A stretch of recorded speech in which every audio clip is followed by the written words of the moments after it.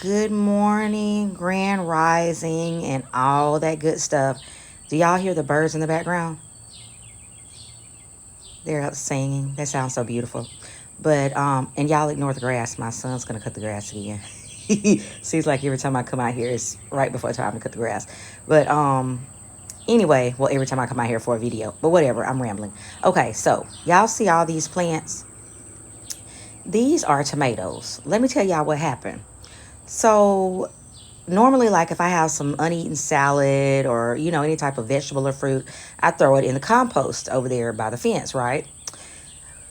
But I got to noticing that I had tomato plants growing in there. Like I would see one, I'll be like, oh, here's a tomato plant growing up in the compost. I pull it, I replant it, and that happened about 3 times. So then I was like, you know what, I had some tomato slices because we made BLTs, and those tomato slices went bad. And I said, you know what, I'm just going to put them in these 2 containers. So I had 2 container or potters, planters, whatever, planters. And I separated the slices. It was about like 1.5 slice in each. You know how some of them get kind of thin. So I'd say about 1.5 slices is the best way I can describe it, that I put in each planter, right? And it rained really hard, like back to back for like 3 days. Then a couple of days later, I noticed that it was a whole bunch of sprouts all piled up together. So I was like, I'm going to have to get these out before they all get entangled. They have an entanglement. Shout out to Jada.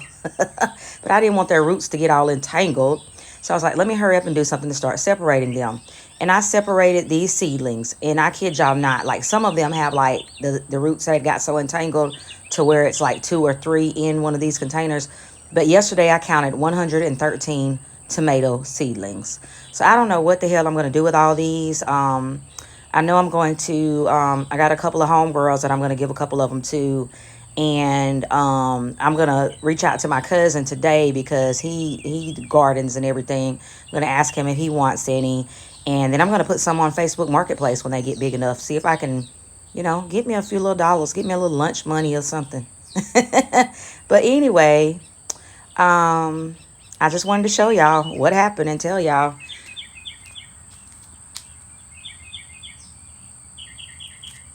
And not only would I say y'all ignore the grass needing to be cut. He said he's gonna cut it today. But ignore the paint on the porch because my youngest was out here painting his football helmet blue, painting his splat ball gun, LSU colors. I told him, I said, go outside. Don't be painting in the garage.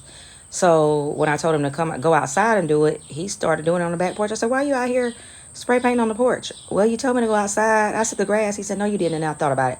I didn't specify grass. So now I specify go out in the grass and do it. But anyway, yeah, I got some, interesting stories to tell the grandkids one day. Hey, your daddy, your uncle, whatever was out here painting on the porch. And that's when he painted his football helmet and his splatter ball gun. But whatever.